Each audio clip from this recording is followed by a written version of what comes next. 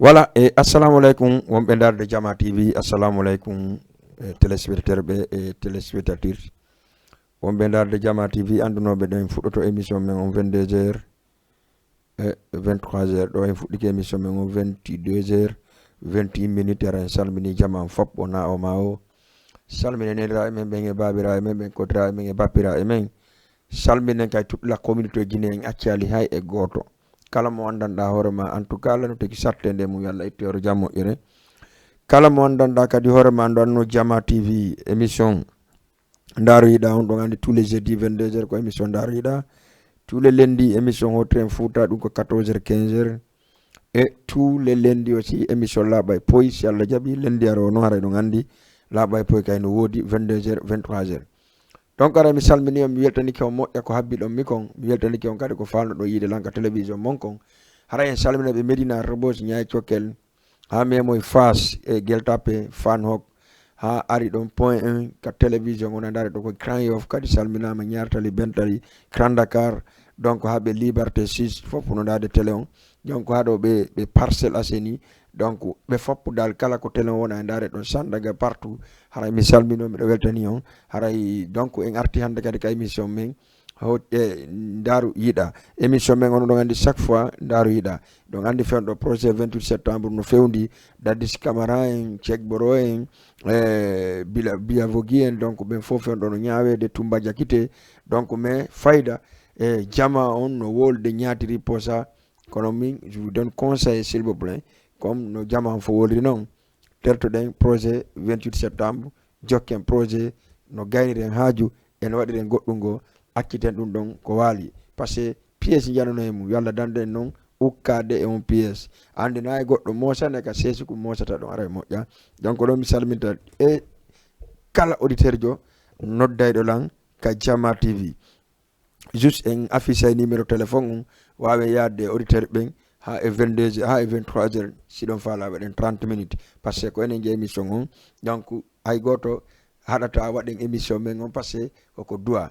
donc salminen association ji ɗin fop séréji ɗin fop en accali hay goto, sa yimini séréji ɗin fof association ji ɗin fof, donc représentant ɓe kadi de haut conseil on ɗo kadi e fof ɓe salminama.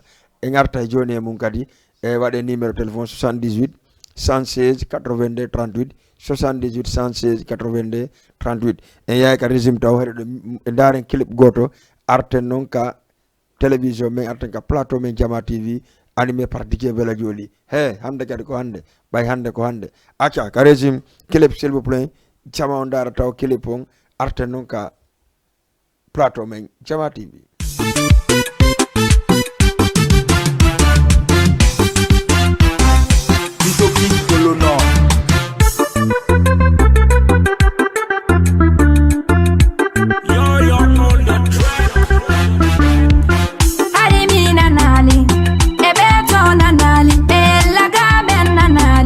Ayo mera wana only bobo. Allez, premier auditeur wala auditrice. Allô?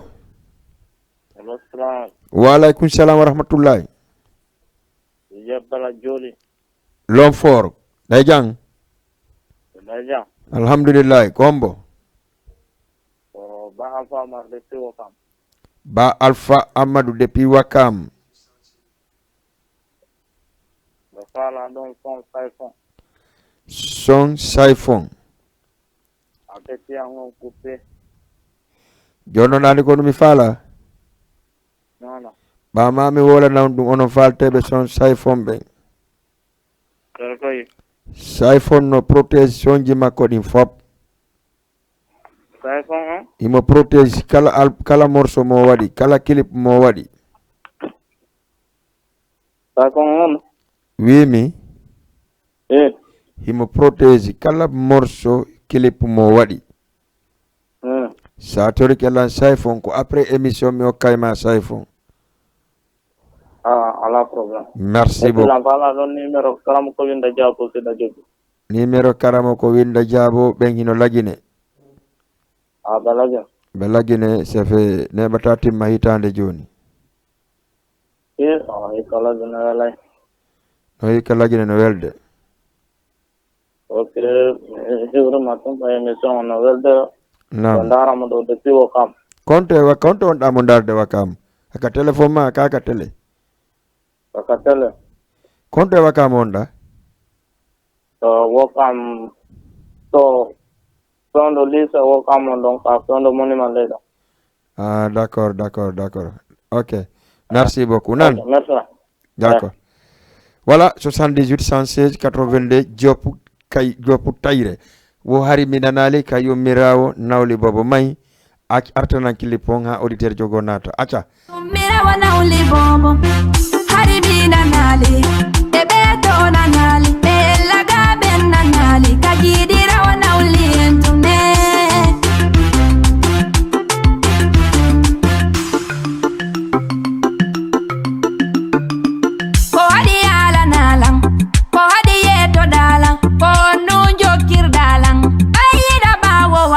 Abonna langin dende wala bijelu geru dala vitami e busikse ko hadi yeto dala ne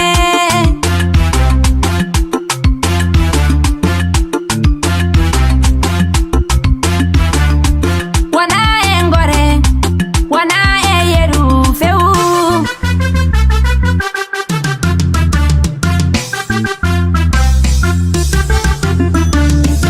hari mina nali ebeto nanali elaga ben nanali kayumira wana ulibobo hari mina nali ebeto nanali elaga ben nanali kajidira wana ulientume anya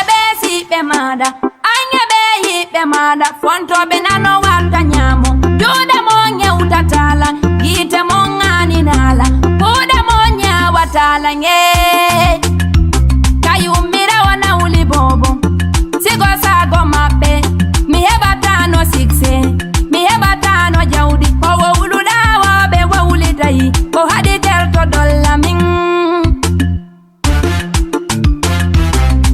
yo Ibrahima rodde babarote nanani iboni gallo e yo arino e zulu nanali e samba pese jaja si motaire ino jaja ulai yandi morambi yo baine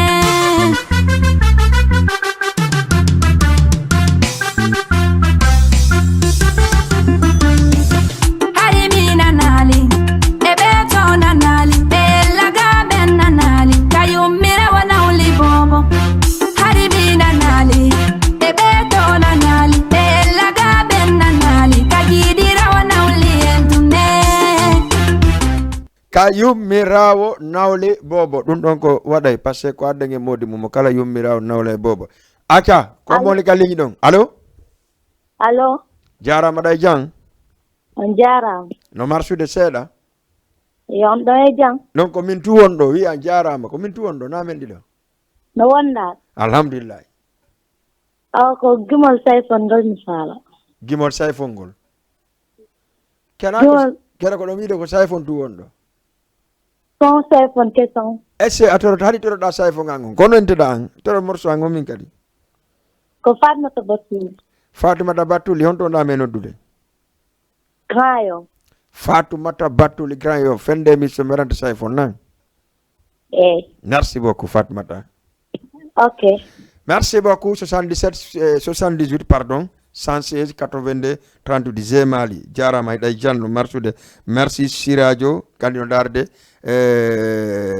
émission hoddinen fouta on merci beaucoup big up Siradio Mobile TV merci merci Zemali merci aussi à Oumou depuis rue 23 Angal 6 Medina kankari mo darde émission on Oumou Ba a jarama hiɗay jankono mi salminima nge modima e famille ma on fop salminen kadi l'association l'alliance de la sous-région basée au Sénégal président noni président Manal Bari Bantignen salminen kadi le président chargé de l'organisation des hauts conseils à l'étranger au Sénégal il s'appelle encore monsieur Manal Bari Bantignen ƴetten kadi goɗɗo kalli ñande DJ Belano Sophie salamu aleykum merci beaucoup salminen kadi le président des hauts conseils monsieur Wuri Thialere salminen le président jeunesse moyen Guinée monsieur Sidi Ndeylo salminen président moyen Guinée monsieur Souleymane Bari Komset allez yetten goddo ka ligne allo allo oui Metawuri oui Hein? ko Metawuri falla yide Pardon? merci beaucoup monsieur Kidungo o trompi voilà aray salminen kadi l'association Guinée fo salminen Jaga salminen Yari salminen Labbe Leluma e salminen Mas idon andi si Allah la no jabi jango à part de 15h en fotta e Sadio Mar Diop wade rende hommage molanado idon andi le 2 octobre no arde bon chama fop jango don andi masjidi molanadi et puis entrée gratuite goto yobata ko ya yahu jodda ndara ballon e modi merci pour les organisateurs allez yetten goddo kaleñi assalamu alaikum allo on jara hino e jang jaddu la nodda mi honto dayne honno mi reyne Fatou Diallo depuis honto parcelle Fatou depuis parcelle Fatou télé no laabi parcelle ka télé no laabi parcelle ka monton ka laabi kay merci beaucoup Fatou ko dum falla kikide do mino raga bamba mi dala raga bamba ko bambidire walda la mari mo bamba ko bamba mi fala bambude non ko mbo falla bambude woli mi anda Fatou ta dogu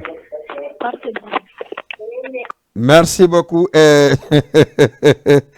merci à Fatou ono fala bambu de parce que raga bamba ngotori allez merci beaucoup en kay joni Fatou prépare na do raga bamba ka régime hidande ko sabta ko fo wadna beña acha donc salminen non kadi kingal fop wono Moussa salminen président on sara tout le monde wombe association Kingal Sénégal Guinée quand on dit Kingal Séné Guinée hara salmine be merci beaucoup kambe kadi vraiment be wakili émission be wakili dum hara salmine be salminen kadi wano comme no mi wiri non nana do andi jango e vendredi demi final lo woni wadde Sadio Mar Diop en fottay ko masi non ko masi contre l'Eluma première 15h30 minutes après 16h30 minutes fotta be honno jaga fottay kan kadi e duma e beya e yari don non ko massi musu do passé do andi finangal ko dimanche haray en foda ya Jama TV kerde levelman acha goddo soni ka duma ka régime acha assalamu alaikum Allô mon frère non ça va no welde bayan si jam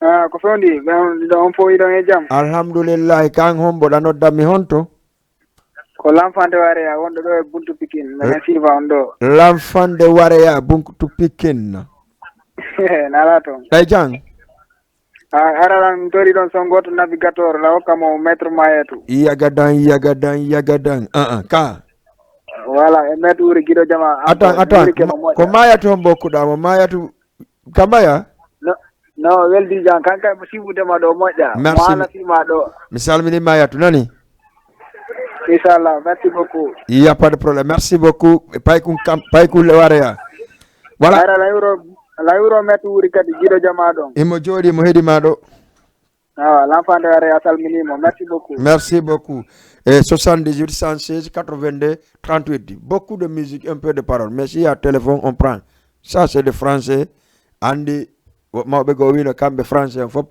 ko tati benalbi prends ça c'est pour toi viens manger va dormir le 3 français là benana de carrément donc min non ko en do min kadi vraiment ko de maîtrise ça c'est important ok 78 116 82 38 hande kadi non réseaux sociaux benati vraiment c'est bon c'est comme ça en tout cas hino weltana onon kala won don suivre me ka réseaux sociaux monsieur Siradio monsieur encore monsieur Wuri merci beaucoup 78 116 82 38 salmine beri 5 mais fokorom sen de famata e mi salmina lama parce lama vraiment kala wondo kadi tambetade adda vidéo ji din kadi male 78 116 82 38 allo on jarama day jang ala ton la nodda mi honto day ne honno da he jam alhamdulillah wonda be fono e jam no munya ta de yaw donc vraiment émission mo no weli nani merci beaucoup ko Dial Alsen depuis Asalem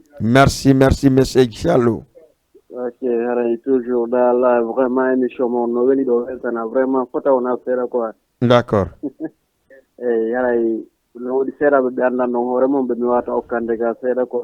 Bismillah. Ok haray ko adi adi kon taw mi okkaniɓe bomboli ɓen fof présortissant bomboli koni Dakar ɗo ko faa hewti maasi. D'accord. Ok hikko ɗon France jiɗi nder ga quoi France club Baba Sekou. Donc depuis Benat Sali haraɓe fof maɓɓe dal vraiment hiɓe salmina ilandema A han Z ilandema ko ɗo haali quoi. D'accord. Ok vraiment an kadi ɗa weltana moƴƴano wona seeɗa. Merci beaucoup. haray DJ Bouba kadi vraiment mbeɗa weltanimo fota wona seeɗa puisque souvent haray aɗa no yiɗi siwugol donc émission ji mon ɗin quoi. D'accord. Ok donc haray vraiment o weltanama min arno tout hiwragol on. Monsieur Diallo depuis Asele, merci beaucoup. Ok. Merci beaucoup. Voilà, et Salminay Général Barry depuis Gambia People. Donc, on est en tout cas, programme Molana dans les 15 et les 16. Merci mon passé d'Andy, conduisez-nous dans nous. Général, merci beaucoup. Et encore merci, Kajama TV, Wondani, Fondo Direct. Donc, quand on a Salminay, le président, encore, si Dindelo, Kanko Sarsi, la jeunesse moyen guinéen, et Sam Ishaga Tog depuis Wakam, Kanko Sarsi, Affaires Sport, Kako Conseil, c'est-à-dire Kanko, le ministre de la jeunesse guinéen au Sénégal, et Salmini, Kanko, Grand Ishaga Tog, Salmini, Premier Sori, et Tawa Dokadika Commission, Salmini, Monsieur Aliou Barry aussi, Monsieur Barry, passé le général Barry, Salmini, Mokankari, Wakam, no, et ye guitar kadi wuri mo jagaon salminen kadi Cerno Maju kan kadi o salminama moƴƴa ko fewi allez si goɗɗo no kali ƴetten allez 78 116 82 38 salamu aleykum. Maaleykum salam, ça va? Ça va bien. No welde? Wallahi on tino famini ɗum ni ni. No wondaɓe foyne jam. Ah tade yaw. La noddami ho. Do ton falno balake em. No way woni. Black M. Black M, d'accord. Allô? Allô, oui. Black M, il n'y a pas de problème. Quand vous êtes là? Khadija depuis Grand Yoff. Khadija Grand Yoff. Mais oui, trade MSD, mais hande ba wata mi trodo MSD no. No hande. Dan no ko siltiri goto be woni? Ko label goto bendi do woni goy? Samali. Ko label goto be woni, ko nokku goto be woni, ko goto laamibe. Ah bon? Yo, mais mi okkete mo après fin d'émission nan. D'accord. OK, merci beaucoup. Merci beaucoup. Voilà. Na okana mo Binta. Binta depuis Maroc. Et Nene Khadi wondo France. La okana mo dal famille on fonna. D'accord, nan. Guinéen bébé la okana mo jeunesse guinéen fo. Merci beaucoup. OK, merci beaucoup. 78 116 82 38 ko raga bamba woni arde ko bambe diro halda min raga bamba hido andi non ko fewndi kon konno fewndi premier partie mi wolna on taw le 3 décembre ça sera pour moi bela jolili dum konto ta o nyaani l'anniversaire long on yi sonna ben no wallita don ti ka publication ji ka video ji mi jetta kadi goddo ka leñi taw allo on jarama hido e jang alhamdulillah. La noddammi honto ɗaɓi e honno a nodduɗo Angal Mousse ɓe Kolobani Angal Mousse kana Mousse no heewi ɗon ɗo dal ɗo ko Angal Mousse wiyete ɗo haɗa ko ñaariji ɗin ne'ano ɗo ñaariji ɗi wala ko demal boulangerie ɗon d'accord eyyi kono no way toon ça va alhamdulillah émission mo gon no welde quoi no welde merci beaucoup émission no foti no yooɗi meɗen welti dal jarama eyyi ko digue bela jolilde jolil tigile wallahi sa woli ɗon no welammi voilà ko enen famille on konto e kamen min ko Dungil mais c'est normal c'est normal ko gonga mati vraiment ko enen famille on même pas un mois gila mi wiri Dungil o ko ɗo mi rombi mi yehi jolil na heɓali un mois ko mi rombi Dungil mi yehi jolil way kono woni kono way ay ça va alhamdulillah andi jajan kadi no jombaji Dungil jajama hombo jajan penda nene ba nene ba andi sen ko enen quoi c'est la famille voilà merci beaucoup miɗo heɗima combo mo katade no hira ko marché Colobane pay ko no hira ko marché Colobane mi hokkane mo ɗon Sayfon Boy on d'accord Sayfon Boy fin d'émission mi ranta Sayfon Boy nan ne Jamsi Diazo depuis Mali d'accord mo hokkani mo dédication Sayfon keso nouveauté on il y a pas de problème nani Merci beaucoup. 78 116 82 38. Haray ko do mi salminta Yunusa pa ledde habde kankadi mo salmina moƴƴa ko feewi wona feewi ko feewi vraiment hande non ancien be fo nadde kare sociaux mi salmini Yunusa encore une fois mi salmina kadi Sansi Masi kankadi mo ka nder gafe on do mo dade général encore kankadi o salminama he wi mi on Jama TV wonbe réseau be fo mi ala limude fo ha sako mi ƴetta e goddo ka ligne do andi bela joni se lon for allo nam jarama ɗay jang jantunno mawtude hande noon rewɓe e worɓe mi annda komo ɓuri ɗuɗude kono inteɗa ko tumane woneno ko radio ko télé ko honno won inneteɗa ka télé wonɗa ni goy ne ko Fatoumata Binta Fatoumata honton ɗa me noddude nodduɗo depuis Yarak Fatoumata Binta depuis Yarak miɗo heeɗima yani ko noddugo ko juuman ko wono fala ɗo sommarama kankalaɓe wo ko sommarama kankalaɓe ɓayno naɗon directeur non men ɗo ka mi nanani directeur non men ɗo ka ko direct de mi woni fewn ɗo Diadia ka mi jooɗi ɗolla jooɗi ka télé ma ka yiyata ɗon ko direct min mi keɗo ɗum mi yeeyi wala probléme ko jiwa ɗum senjilanno woko mamino ɓe min faldi hammen ronki min noddiɗo numéro ji boɗɗi na yo noddi numéro ji ɓuy ko goto affiche ɗo ka télé on kon ɗum noddoto ko ɗum nan min faldi hande min waɗi 34 jako 38 dernier awa ina lanɗo Ok, merci beaucoup. 78 116 82 38 78 116 82 38 et Fatoumata Miokete Inch'Allah Mariama Kankalabe. Allez, merci beaucoup. Salmine Gio Diallo.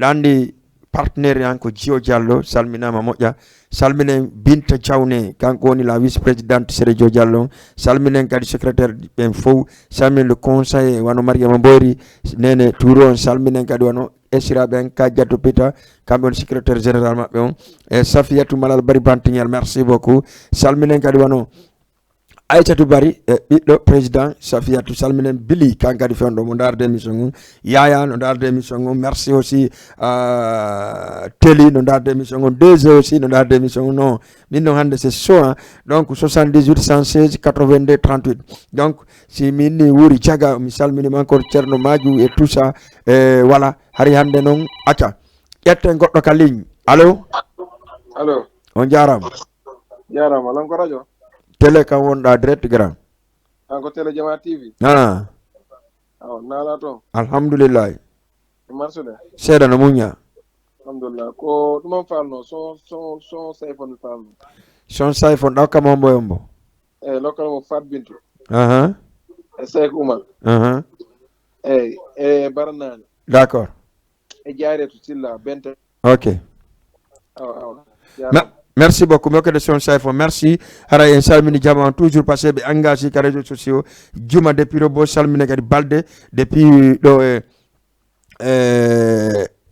e kanko e Fas salminen DJ AMD merci beaucoup merci mon frère salminen jarruga kadi mo darde émission ngo merci salminen kadi kala mo darma en tout cas fedno ka réseaux sociaux no darde général merci beaucoup à toi miɗo andi petit concert ma on Salla Diaby en Dimba Sarne.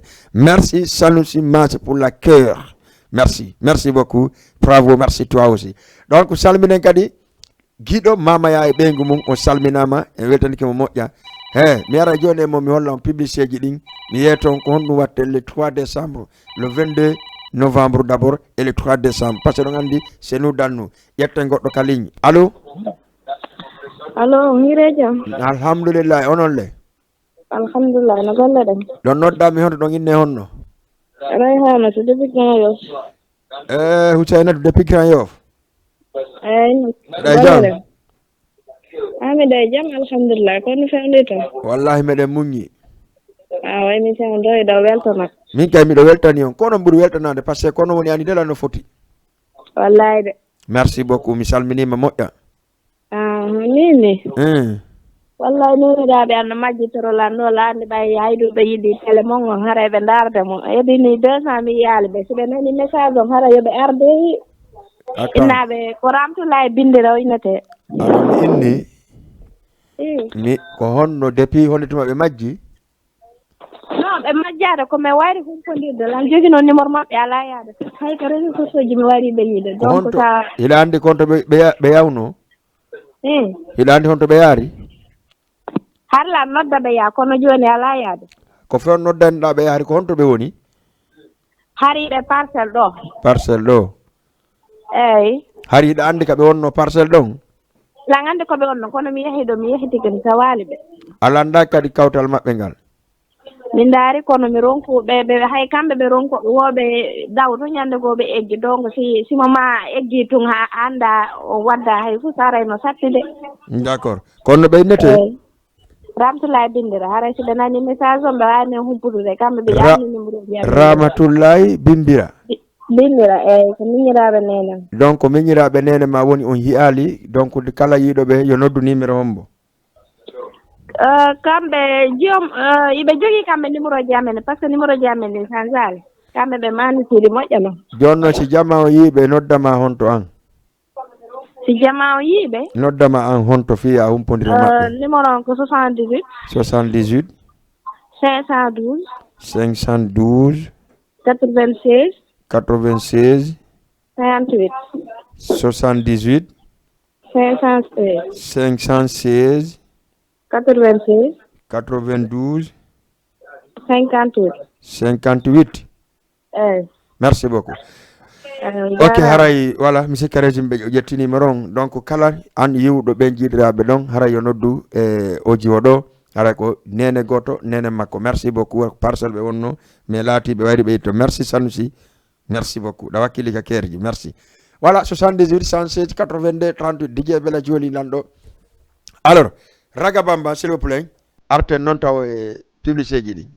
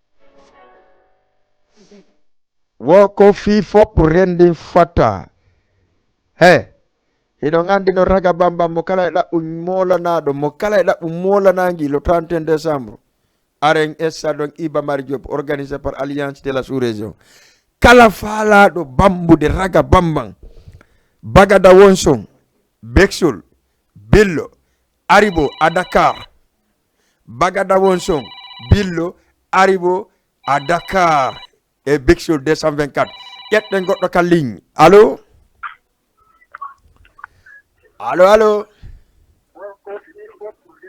allo madame ou monsieur bonjour merci beaucoup haray ɗon andi kono mi wodirani noon inchallah deme janga badde midi haray fop yo fot stade Iba Mar Diop hiɗon andi fête indépendant ko dimanche demi final fi fête indépendant on jugol match de gala ɗum ko jango salla jaɓi première heure comme woni fotde première heure e musidɓe ko leluma contre mas stade on ko hewtew deuxième heure yaari contre jaga ɗon kadi stade on hewtew entrée gratuite a yoɓata e mbuɗu a yoɓata goy ko yarnata dimanche la même chose dimanche noon final ngal dañande défilé waɗete e hotto Guinée moye Guinée forêt tout le monde min noon Jama TV arta e lendi kadi hollan kon to feƴƴi ton ɓayɗo andi menen ko simin ƴetti tun yawa e sut min hollan ko no feƴƴi ton kon donc si feƴƴi ɗon haray hiɗon andi mi arta e mum mi arta ka 3 le 22 ce mois là par ce que au mois ɗo dara to janggo ko len janggo on ande ko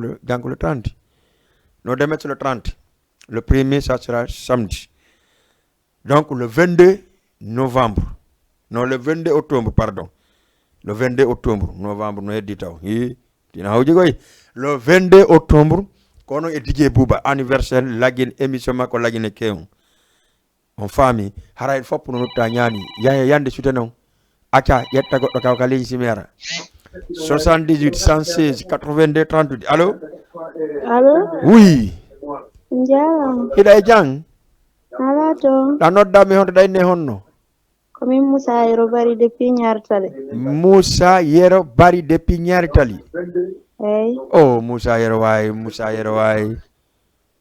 ala to min endo ɗo wala fi inde jaga ka amen jaga kaka mon esse ɗaɓuri mi jeeyede jaga to momi jaga dongol tuuma no jaga e dongol tuuma ko gotum handi noon handi lam ɓurma jeeyede ton mi salmini on min komo mi dongol tuuma honto e dongol kuuma ko geme nder way a yiyan a yi noon haɗa ɗo nan haɗa ɗo nan kono waɗa e jang kono andi on joyi janggo kontor yaari ɗa andi ɗum ka awa janggo salla jaɓi fotten ka teren min ko min woni karama ko yaari on mi dara so tawi yaari e jaga mo kala maɓɓe min no jonnan 1 500 000 jonno mo kala kadi promoteur an jonnugol lag 1 500 000 janggo e midi simi juuli tun juma si Allah jaɓi mi daranaɓe ko mo piyata wala wattunan no musique sayf on keson ene onon ɗo fo haɗi min noon mbaɗano musique yango min la yimmi morceau kaw nanalimo limin la yimmi morceau nanalimo allo min ni wattunan no musique sayf on keso mi hokkimo ɗon dalanna depuis Colobane merci beaucoup 78 116 82 38 régime ta yimmo par ce que sa yimmi keɗa andi kala koy voilà wattangila merci beaucoup aray en salmini jamma fof ko ɗo mi salminta Aissatou Miñangan Aissa mi salminimo depuis to e Rue 5 mi salminimo Miñan Kanabaro Miñan Ba ara mi salminimo mi salmina gore e makko ɓen fop e mi yeggitali kadi Lama kan kadi mi yeggitali ɗo kadi Hadi Labe mi salminima kadi moƴƴa no fewi mi salmina hawa depuis Krayof salmina kadi le nouveau merci haray merci beaucoup salmina 78 116 82 38 aja merci Adama depuis Grand Dakar allo Jara don e jang alhamdulillah onon alhamdulillah ɗo noddami hon ɗo make honno ok Abdoul Bari président jeune ressortissant Diago Sénégal Abdoul Bari ay ka didere tegi ko jogu to yaada mi wala ni ma minima ya Abdou Bari sa addali 1,500,000 mi do wadde yaari gagno mi accidi ma yaari be jonne 1,500,000 mi jonna ma gikke confiance mi alfina ma teddugal jagngal yaada andi kambe gagno andi no fal Abdou Bari du sendale ayda awantu mi yuri ko bandiraɓe jajiraɓe yalta ɗon joni aray dédicace makko ko fof kay mi yiro ressortissant guine on fof d'accord aray de ngeen fita jama fof kay sar fija jala wel molana ɗo ene Abdou kon nous prépare ɗon janggo tabor avant dimanche wa men prépare franchement andi ko men andira kon tum findingol piiji ɗin kadi ɗanino ɗon andintina jama ko fewndi kon welo mi molanaki aray tande fof fi maggi fi ƴewte ay ga mi werdo buuma ɓe ay ballon dey ay ga kadi de kono noon attention Abdoul yaari no motivi de wa yaari la weltaniɓe moƴƴa ko gaynoɓe holoraɓe kadi an noon sa gañike mo fof inta o gañta karam ko gañiɗa ko welirta ko ya gañi mo fof inta iye o gañike mo est ce que ɗawoli a gañoto wa à 99%, mi jonni 1%, puisque ko minen ko kaji jango tan ko. OK. Merci beaucoup Abdoul. Mi salmino Cerno to. Wa Cerno e welta fo kambe wuri jaga en. Voilà. E président yaari on Modi Amadou Bowo e Modi Alassane. D'accord. E quatre équipe fo dal masi leluma arabe fo e weltan ke moƴƴa. OK. Hare noddita peuple guino fo argol kaysad Ibamar Diop. Soutena match on. D'accord. Woni ko jango woni ko dimanche.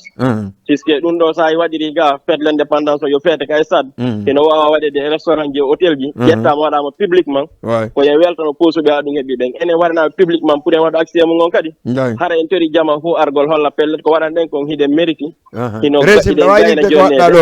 hiɗen koko andirat inchallah jaɓi hara en holla public on kadi en fo men ko noddira ɗen ko digi e duuɓi aroyoji yo taw kala ko watte ko hara ko enen population jontete teddungal fête l'indépendance on naaka restaurant je ka hôtel ji kanko ambassadeur on président organisation on conseil on wuuri cale remɓe fo e weltan keɓe moƴƴa ene Abdoul janggo ko gratuit dimanche ko gratuit kon ɗum est ce que essa ɗo hebbinaymo par ce que ko noon ɓuura holorede wa mi yetoma goɗɗum jaga ɗum hebbini e sa ɗon heddiɓe men heeɓi heɓata ko ɓe jooɗo merci beaucoup ay ga hara mi salmini ɓe jaga ɓen fop merci mi salmina kadi ɓe yaari ɓe mi sikki ɓe yaari ɓen kay naata joni ɓayna fasa ay ga kadidere wona ka joguto yaada on merci beaucoup merci frère merci Abdou Bari président jeunesse jaga bouma président jeunesse jaga on ni en salminimo moƴƴa vraiment ɗe weltanimo par ce que ko pay kum tenni kum pay kum mi andi kay depuis na hande donc vraiment si ɓe jaga naati ɗo haray no welanmi par ce que ko ɗo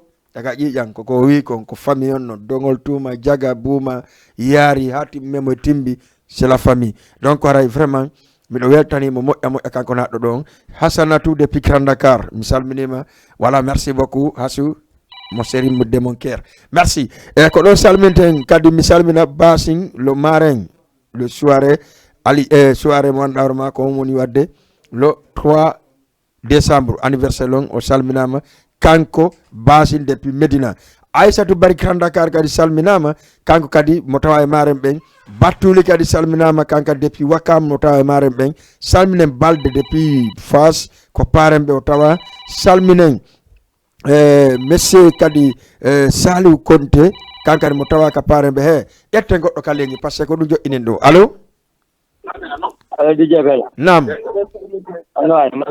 alhamdulillah kende ko fani jamman yari tera ko an hon mboɗa noddami honto min peji bagi DT way dongol tuma goto gayna haysi ko fure na noon fiɗen ɗuuɗi awa yiti noon Pedi Bari no wayi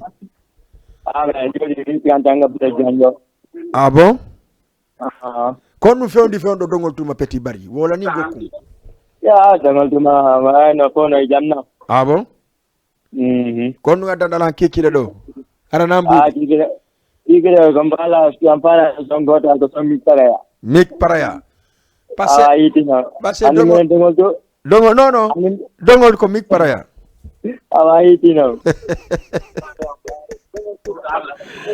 ok Petit Bari law kam mombo yombo ani men dari jama TV no laaɓi pos ino weltana kadi fota d'accord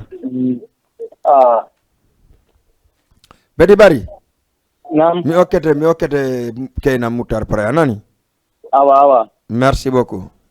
Ok, merci beaucoup. Voilà. Merci beaucoup 78 116 82 38 Amadou Badiane. Merci beaucoup mi salminen kadi wono kanko wiyeteɗo Kajjatu kadi salminama salminen kadi wono Aissatou Koundara depuis to e Ñaritali walla Bentali salminen kadi wono kanko Korka depuis Ñaritali kadi o salminama salminen encore une fois Hassanatou Adama Dakar ƴette goɗɗo ka ligne allo no marsude ɗay jang et puis mi faljinde ko Houssay winte allo merci beaucoup Houssay excuse-moi merci ara en salminima kankadi ko fewi salminen kadi wono Kajjatu Hadi Labe voilà kamɓe waɓɓe vidéo ji ɗin fof participer vraiment Mariama depuis Allemagne merci beaucoup ara salmina ƴetten kadi goɗɗo ka ligne allo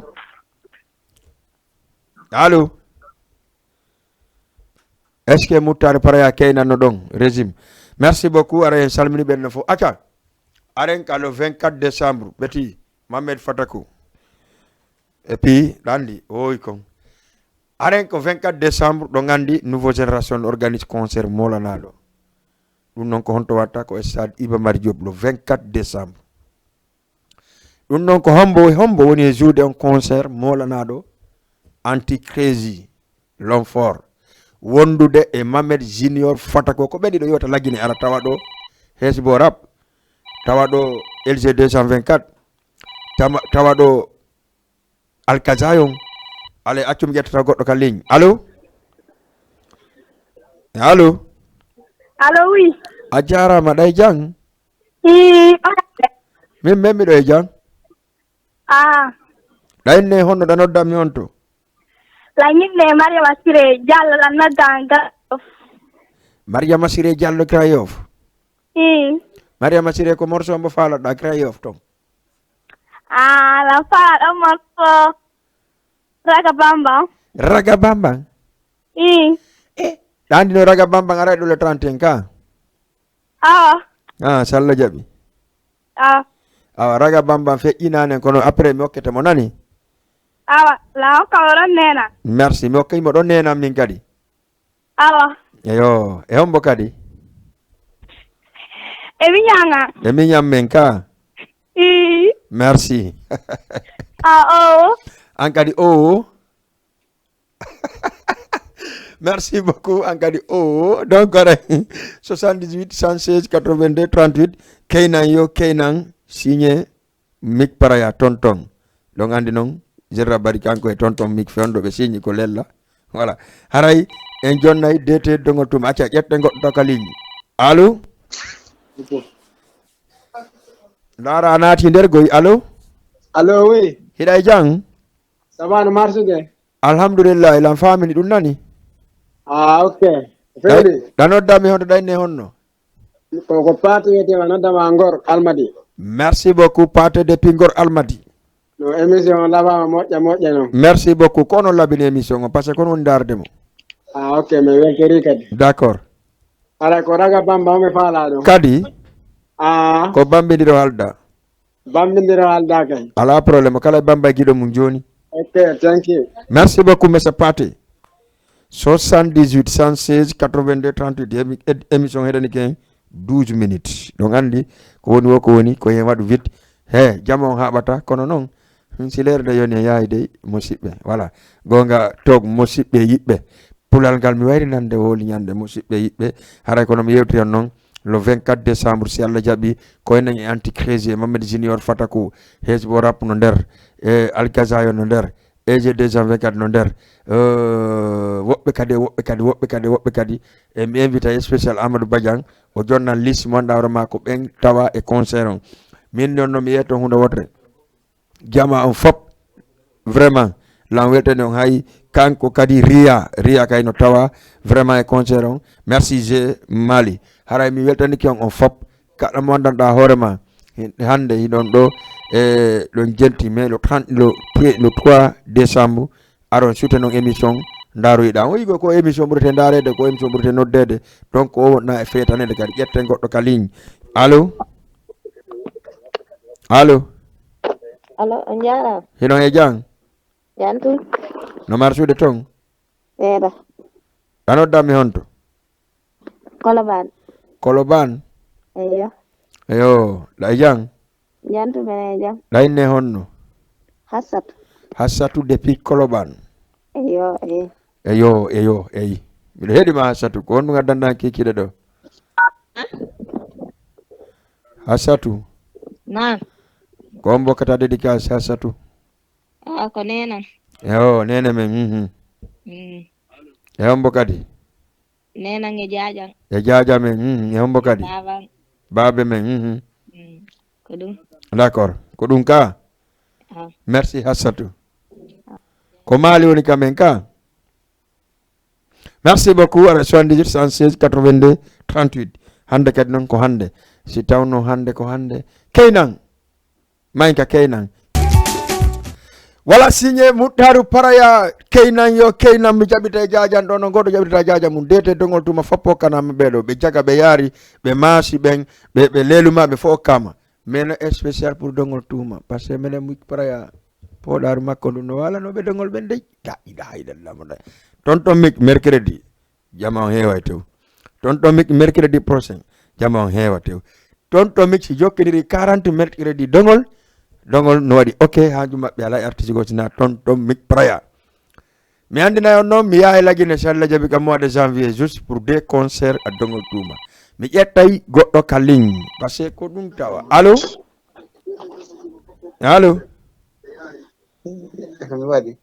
ko ɗum waɗuɗa ha yette sojo merci beaucoup 78 116 82 38 neɓata noon haɗa en waynodiri voilà en waynodiri par ce que déjà mi colannayi donma dernier clip d'accord yetten dernier auditeur jonnami dernier clip waynodiren ka plateau allo oui ɗay jang